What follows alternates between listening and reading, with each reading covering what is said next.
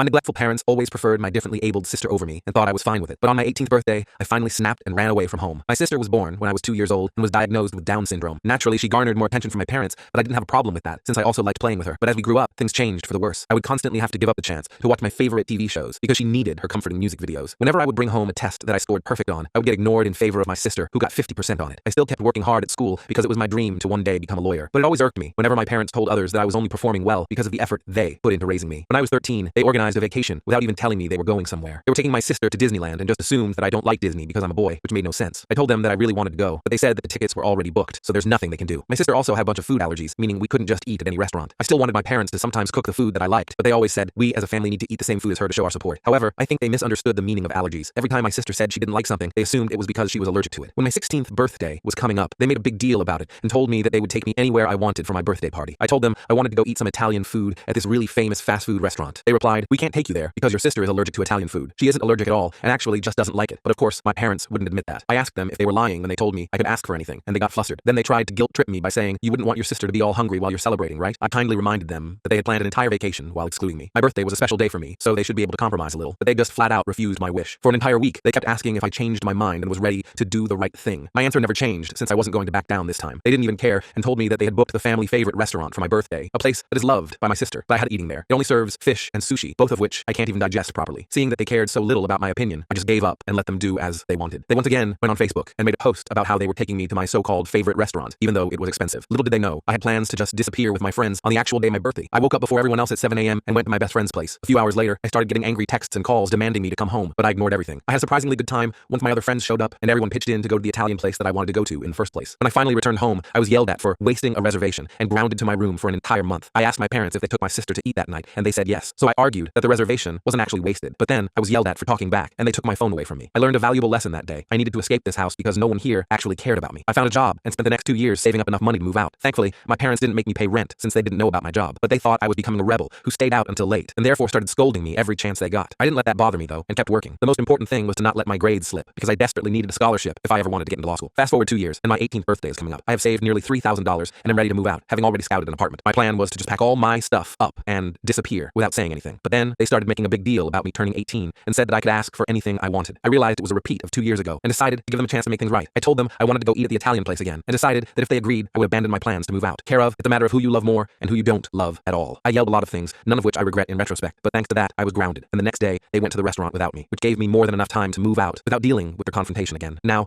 it doesn't matter if they grow up and suddenly decide that my life also matters, because as far as I'm concerned, I became an orphan on the day my sister was born.